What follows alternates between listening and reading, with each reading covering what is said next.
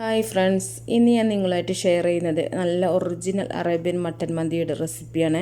ഇത് അറബികൾ ചെയ്യുന്ന അതേ രീതിയിൽ തന്നെയാണ് ഞാൻ ഈ റെസിപ്പി ചെയ്തിട്ടുള്ളത്. നല്ല ടേസ്റ്റി ആയിട്ടുള്ളൊരു മന്തിയാണ് കേട്ടോ. അതുപോലെ തന്നെ നല്ല ഈസിയാണ്. അധികം ഇൻഗ്രീഡിയൻസ് ഒന്നും നമുക്കിതിലേക്ക് ആവശ്യമായിട്ടില്ല. അപ്പോൾ ഞാൻ നേരത്തെ ചിക്കൻ മന്തിയുടെ റെസിപ്പിയൊക്കെ അപ്ലോഡ് ചെയ്തിട്ടുണ്ടായിരുന്നു. അതുപോലെ തന്നെ നല്ല ടേസ്റ്റാണ് ഇതും. അപ്പോൾ റെസിപ്പിയിലോട്ട് പോകുന്നതിന് മുമ്പായിട്ട് നിങ്ങൾക്ക് എൻ്റെ ചാനൽ ഇഷ്ടമാണെങ്കിൽ നിങ്ങൾ സപ്പോർട്ട് ചെയ്യാൻ മറക്കരുത്. ആദ്യം തന്നെ ഒരു കുക്കർ എടുത്തിട്ട് അതിലേക്ക് 750 ഗ്രാം മട്ടനാണ് ഇട്ട് കൊടുക്കുന്നത്. അപ്പോൾ ഞാനൊരു 3 പീസായിട്ട് കട്ട് ചെയ്തിട്ടാണ് ഇട്ട് കൊടുക്കുന്നത് കേട്ടോ. അതിലേക്ക് വേണ്ടിയിട്ട് നമ്മൾ കട്ട് ചെയ്ത് വാങ്ങുകയാണെങ്കിൽ കുറച്ച് വലിയ പീസാക്കിയിട്ട് എടുക്കുകയാണെങ്കിൽ കുറച്ചും കൂടെ നല്ലതാണ്. ഇനി ഇതിലേക്കൊരു ചെറിയ ഉള്ളിയാണ് ചേർത്ത് കൊടുക്കുന്നത്. നമ്മുടെ വലിയ ഉള്ളി തന്നെ ഒരു ചെറിയ സൈസിലുള്ളതാണ് എടുത്തിട്ടുള്ളത്. അത് ഒരുപാട് ചെറിയ കഷ്ണങ്ങളാക്കേണ്ട ആവശ്യമൊന്നുമില്ല കേട്ടോ. കുറച്ച് വലിയ പീസാക്കിയിട്ട് തന്നെ കട്ട് ചെയ്തിട്ട് ഇട്ട് കൊടുത്തിട്ടുണ്ട്. ഇനി ഒരു 5 അല്ലി വെളുത്തുള്ളി ഒന്ന് കീറിയിട്ടാണ് ഇട്ട് കൊടുത്തിട്ടുള്ളത്. ചതക്കേണ്ട ആവശ്യമൊന്നുമില്ല. ഇനി ഇതിലേക്ക് ഒരു ബേ ലീഫ് ഇട്ട് കൊടുക്കുന്നുണ്ട്. അതുപോലെ തന്നെ ഒരു കഷ്ണം പട്ട, ഒരു മീഡിയം സൈസിലുള്ള ഒരു പട്ടയുടെ കഷ്ണം, അതുപോലെ തന്നെ ഒരു 3 ഏലക്കായ, ഒരു 3 ഗ്രാമ്പു, പിന്നെ ഇതിലേക്ക് ഒരു കഷ്ണം ചുക്കാണ് ഇട്ട് കൊടുക്കുന്നത്. അതുപോലെ തന്നെ ഒരു സ്പൈസും കൂടെ ചേർക്കുന്നുണ്ട്. അതിൻ്റെ പേര് എനിക്കറിയില്ല കേട്ടോ. ഇത് നമുക്ക് ആ ഹോൾ സ്പൈസ് മിക്സ് വാങ്ങുന്ന സമയത്ത് അതിലുണ്ടാവാറുണ്ട്. ഇതില്ലെങ്കിലും കുഴപ്പമൊന്നുമില്ല. ഇനി ഒരു കഷ്ണം മഞ്ഞളും കൂടെ ഇട്ട് കൊടുക്കുന്നുണ്ട്. ഇതൊക്കെ സ്പൈസ് മിക്സിലുള്ളത് തന്നെയാണ്. ഇനി നമ്മളിതിലേക്ക് ഒരു ഉണങ്ങിയ നാരങ്ങയും കൂടെ ഇട്ട് കൊടുക്കുന്നുണ്ട്. ഇനി ആവശ്യത്തിനുള്ള ഉപ്പും കൂടെ നമുക്കിതിലേക്ക് ഇട്ട് കൊടുക്കാം. കുറച്ച് കൂടുതലായിട്ട് തന്നെ ഉപ്പിട്ട് കൊടുക്കുക കേട്ടോ. നമുക്ക് ചോറിൻ്റെ ആ ഒരു വെള്ളത്തിനും കൂടെ വേണ്ടിയിട്ടാണ്. ഇനി ഇതിലേക്ക് ഞാൻ കുറച്ച് കുരുമുളക് പൊടിയും കൂടെ ചേർക്കുന്നുണ്ട്. ഇതിന് പകരം നിങ്ങൾക്ക് കുരുമുളകിൻ്റെ മണി ചേർത്താൽ മതി. ഒരു 10 മണിയൊക്കെ എടുത്താൽ മതി കേട്ടോ. എന്നിട്ട് നമുക്ക് ആവശ്യത്തിന് വെള്ളം കൂടെ ഒഴിച്ചു കൊടുക്കുക. ഇറച്ചി മുങ്ങി കിടക്കാൻ ആവശ്യമായിട്ടുള്ള വെള്ളം തന്നെ ഒഴിക്കുക കേട്ടോ. ഈ ഒരു സ്റ്റോക്കിലാണ് നമ്മൾ പിന്നെ ചോറ് വേവിക്കുക. അപ്പോൾ നന്നായിട്ട് വെള്ളം ഒഴിച്ചതിന് ശേഷം ഒന്ന് ഇളക്കി മിക്സ് ചെയ്തിട്ട് നമ്മൾ കുക്കർ അടച്ചിട്ട് ഇറച്ചി വേവുന്ന വരെ ഒന്ന് വെയിറ്റ് ചെയ്യാം. ഇപ്പോൾ ഒരുപാട് മൂപ്പില്ലാത്ത മട്ടനാണെങ്കിൽ കുറച്ച് സമയം മതി നമുക്ക് വേവാനായിട്ട് കേട്ടോ. നല്ല മൂത്ത മട്ടനാണെങ്കിൽ കുറച്ചും കൂടി ടൈം എടുക്കും. അപ്പോൾ ഒരു 3 വിസിൽ വരുന്ന വരെ ഞാനിതൊന്ന് വെച്ച് കൊടുക്കുന്നുണ്ട്. അപ്പോൾ നമ്മുടെ ഇറച്ചി നന്നായിട്ട് വെന്തിട്ടുണ്ട്. അപ്പോൾ തീയൊക്കെ ഓഫ് ചെയ്തിട്ട് ഞാൻ പ്രഷർ പോയതിനു ശേഷം തുറന്നിട്ടുള്ളതാണ് കേട്ടോ. അപ്പോൾ നമുക്ക് ഈ ഇറച്ചിയുടെ പീസസൊക്കെ ഇതിൽ നിന്ന് മാറ്റിയിട്ട് ആ സ്റ്റോക്കൊന്ന് അരിച്ച് വെക്കണം. ഒരു മസാലയൊന്നും നമുക്ക് വേണ്ട. അതുകൊണ്ട് തന്നെ ഒരു അരിപ്പി കൂടെ അരിച്ചിട്ട് മാറ്റി വെക്കുക. ഇനി ചോറുണ്ടാക്കാനായിട്ട് ഒരു ഉള്ളി ഇട്ട് കൊടുക്കുന്നുണ്ട്. ഇനി ഇതിലേക്ക് ഓയിലോ ബട്ടറോ നിങ്ങൾക്ക് ചേർക്കാം. ഞാനിപ്പോൾ എടുത്തിട്ടുള്ളത് മട്ടൻ്റെ ആ ഒരു ഫാറ്റ് തന്നെയാണ് എടുത്തിട്ടുള്ളത്. മട്ടൻ്റെ നമ്മുടെ ഇറച്ചിയിലുണ്ടാകുന്ന ആ ഒരു നെയ്യിൻ്റെ പീസുകൾ തന്നെയാണ് എടുത്തിട്ടുള്ളത്. ഇതിൽ ചെയ്യുകയാണെങ്കിൽ കുറച്ചും കൂടെ നല്ല മട്ടൻ്റെ ടേസ്റ്റ് കിട്ടും. ഒറിജിനലി അങ്ങനെയാണ് ചെയ്യാറുള്ളത്. അപ്പോൾ ഇത് ആദ്യം ഉരുക്കിയിട്ട് വേണമെങ്കിൽ നിങ്ങൾക്ക് എടുക്കാം, ഇല്ലെങ്കിൽ ഇതുപോലെ ചേർത്താൽ മതി. ബാക്കി ഉരുകിയിട്ട് ബാക്കി വരുന്ന പീസസ് നമുക്ക് എടുത്ത് മാറ്റിയാൽ മതി. അപ്പോൾ ഇത് വേണ്ടാന്നുള്ളവരാണെങ്കിൽ ഓയിലോ ബട്ടറോ എന്ത് വേണമെങ്കിലും എടുക്കാം. വെളിച്ചെണ്ണ അല്ലാത്ത എന്തും എടുക്കാം. നമുക്കിത് ഈ ഉള്ളി ഒന്ന് ലൈറ്റായിട്ടൊന്ന് ബ്രൗൺ കളർ ആവുന്ന വരെ ഒന്ന് വഴറ്റി കൊടുക്കുക. ഒരുപാട് ബ്രൗൺ കളർ ആവേണ്ട ആവശ്യമില്ല. ചെറുതായിട്ടൊന്ന് വഴന്ന് കിട്ടിയാൽ മാത്രം മതി കേട്ടോ. അപ്പോൾ ഇത് ചൂട് തട്ടുന്നതിനനുസരിച്ച് നന്നായിട്ട് തന്നെ മെൽറ്റായി വരും. നമുക്ക് ഉള്ളി വഴറ്റാനുള്ള ഒരു ഓയിൽ ഇതിൽ നിന്ന് തന്നെ കിട്ടും കേട്ടോ. ബാക്കി വരുന്ന പീസ് നമുക്കണ്ട് ഒഴിവാക്കിയാൽ മതി. ഉള്ളി നന്നായിട്ട് തന്നെ വഴന്നിട്ടുണ്ട്. ഇനി ഇതിലേക്ക് നമ്മൾ മട്ടൻ വേവിച്ചിട്ടുള്ള ആ സ്റ്റോക്കാണ് ഒഴിച്ചു കൊടുക്കേണ്ടത്. അപ്പോൾ അതൊന്നൊരു അരിപ്പി കൂടെ അരിച്ച് മാറ്റിയിട്ടുണ്ട് കേട്ടോ. അതിലത്തെ ആ ഒരു സ്പൈസൊന്നും നമുക്കിതിലേക്ക് ആവശ്യമില്ല. അതിൻ്റെ എല്ലാ എസൻസും നമ്മളെ ഈ ഒരു വെള്ളത്തിലുണ്ടാവും. അപ്പോൾ അരിക്ക് ആവശ്യമായിട്ടുള്ള വെള്ളം എക്സ്ട്രാ നമ്മൾ ചേർത്ത് കൊടുക്കണം. 1 ഗ്ലാസ് അരിക്ക് 1.5 ഗ്ലാസ് വെള്ളം എന്നുള്ള രീതിയിലാണ് ചേർത്ത് കൊടുക്കുന്നത്. മട്ടൻ സ്റ്റോക്ക് നിങ്ങൾ അളന്ന് നോക്കുക. എന്നിട്ട് ഇതിലേക്ക് കുറച്ചും കൂടെ ഉപ്പ് ആവശ്യമായിട്ട് വരും. അതിനനുസരിച്ച് ഉപ്പിട്ട് കൊടുക്കുക. ഇനി ഇതിലേക്ക് ഒരു ഉണങ്ങിയ നാരങ്ങയും കൂടെ ഇട്ട് കൊടുക്കുന്നുണ്ട്. അതുപോലെ ഒരു 2 പച്ചമുളകും കൂടെ ഇട്ട് കൊടുക്കുന്നുണ്ട്. പച്ചമുളക് നമുക്ക് ആ ഒരു മുളകിൻ്റെ ആ ഒരു ഫ്ലേവറിന് വേണ്ടി മാത്രമാണ്. ഇതിലേക്കൊരു 1.5 ടേബിൾ സ്പൂൺ മന്തി മസാലയാണ് ചേർത്ത് കൊടുക്കുന്നത്. അപ്പോൾ ഈ ഒരു മസാലയുടെ റെസിപ്പി ഞാൻ നേരത്തെ അപ്ലോഡ് ചെയ്തിട്ടുണ്ട്. അപ്പോൾ നിങ്ങൾക്ക് വേണമെന്നുണ്ടെങ്കിൽ ഞാൻ ഡിസ്ക്രിപ്ഷനിൽ അതിൻ്റെ ലിങ്ക് കൊടുക്കാം കേട്ടോ. ഇനി നമുക്ക് ഈ വെള്ളം തിളക്കാനായിട്ടൊന്ന് അടച്ച് വെക്കാം. തിളച്ചതിന് ശേഷമാണ് നമ്മളിതിലേക്ക് അരി ഇട്ട് കൊടുക്കേണ്ടത്.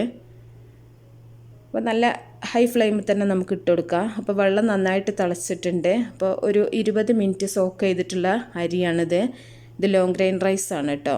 നിങ്ങൾക്ക് ഏത് ബ്രാൻഡാണോ നിങ്ങൾക്ക് അവൈലബിൾ ആയിട്ടുള്ളത് അതെടുക്കുക. അപ്പോൾ ഒരു 3 ഗ്ലാസ് അരിയാണ് ഞാനിവിടെ എടുത്തിട്ടുള്ളത്.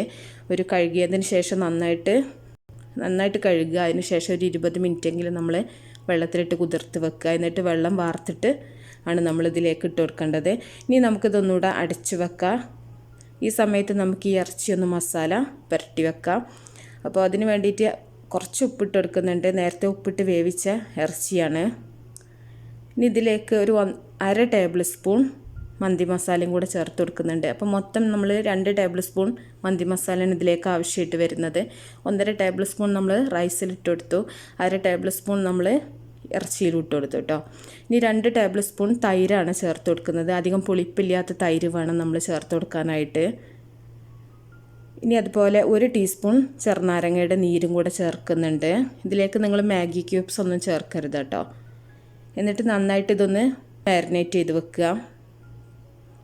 കുറച്ച് സമയം വെക്കുകയാണെങ്കിൽ അത്രയും നല്ലതാണ്. അപ്പോൾ നമ്മൾ ചോറ് വേവുന്ന ആ സമയം കൊണ്ട് തന്നെ നമുക്ക് അത്യാവശ്യം നന്നായിട്ട് തന്നെ മസാലയൊക്കെ പിടിക്കും. അപ്പോൾ കളറ് വേണമെന്നുണ്ടെങ്കിൽ നിങ്ങൾക്ക് ചേർക്കാം കേട്ടോ, അത് ഓപ്ഷണലാണ്. ഞാനിപ്പോൾ കളറൊന്നും ചേർക്കണില്ല. ഇനി നമുക്കത് മാറ്റി വെക്കാം.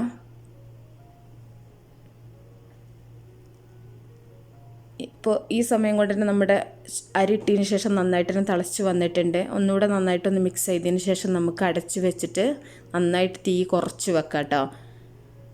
ഒരുപാട് തീ കൂട്ടി വെക്കരുത്, അപ്പോൾ വെള്ളം വറ്റിപ്പോവും, ചോറ് നന്നായിട്ട് വേവില്ല. അപ്പോൾ തീ നന്നായിട്ട് കുറച്ച് വെക്കുക. അപ്പോൾ നമ്മുടെ ചോറ് ഇവിടെ റെഡി ആയിട്ടുണ്ട്. വെള്ളമൊക്കെ വറ്റി നന്നായിട്ട് തന്നെ ആയി വന്നിട്ടുണ്ട്. അപ്പോൾ ഒരുപാട് വെന്ത് ഉടയരുത് കേട്ടോ. അതുപോലെ ഒരുപാട് സമയം നമ്മൾ ഇങ്ങനെ കോരിയൊന്നും ഇട്ടിട്ട് ഇളക്കി മിക്സ് ചെയ്യരുത്, അപ്പോൾ റൈസൊക്കെ പൊട്ടിപ്പോവും. അപ്പോൾ ഇത് നമുക്ക് മാറ്റി വെക്കാം. ഇനി നമുക്ക് ചോറ് ദം ചെയ്യാൻ വേണ്ടിയിട്ട് ഒരു പാത്രം വെച്ചിട്ട് അതിലേക്ക് കുറച്ച് ഓയിൽ ഒഴിക്കുന്നുണ്ട്. നമ്മുടെ ഇറച്ചി ഒന്ന് അടിയിലൊന്ന് ഫ്രൈ ആവാൻ വേണ്ടിയിട്ടാണ്. അപ്പോൾ ഇതിന് പകരം നിങ്ങൾക്ക് ഓയിലോ ഒലിവ് ഓയിലോ അല്ലെങ്കിൽ ബട്ടറൊക്കെ എടുക്കുക. നേരത്തെ മാരിനേറ്റ് ചെയ്ത് വെച്ചിട്ടുള്ള മട്ടൻ്റെ ഓരോ പീസസുകൾ നമുക്കിതിലേക്ക് വെച്ച് കൊടുക്കാം. ഇതിൻ്റെ ആ ഒരു മസാലയൊക്കെ നമുക്കിതിൻ്റെ മുകളിൽ തന്നെ ഇട്ട് കൊടുക്കാം കേട്ടോ. ഒന്നും വേസ്റ്റ് ആക്കേണ്ട ആവശ്യമില്ല.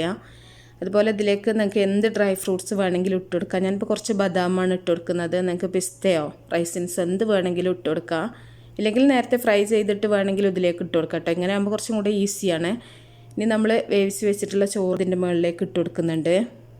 ചോറ് ചൂടാറുന്നതിന് മുമ്പായിട്ട് തന്നെ നമ്മൾ ഇട്ട് കൊടുക്കണം കേട്ടോ. ചൂടാറി കഴിഞ്ഞാൽ ചോറിൻ്റെ ഒരു എന്താ പറയുക ഈർപ്പം പോയി കഴിഞ്ഞിട്ടുണ്ടെങ്കിൽ ചോറ് ബലം വെക്കും, ആ ഒരു സോഫ്റ്റ്നെസ് നഷ്ടപ്പെടും കേട്ടോ. അതുകൊണ്ട് തന്നെ ആ ഒരു ചൂടോട് കൂടി തന്നെ നമ്മൾ ദം ചെയ്യണം. അപ്പം നമ്മൾ മൊത്തം ചോറ് ഇതിൻ്റെ മുകളിലേക്ക് തന്നെ ഇട്ട് കൊടുക്കുക.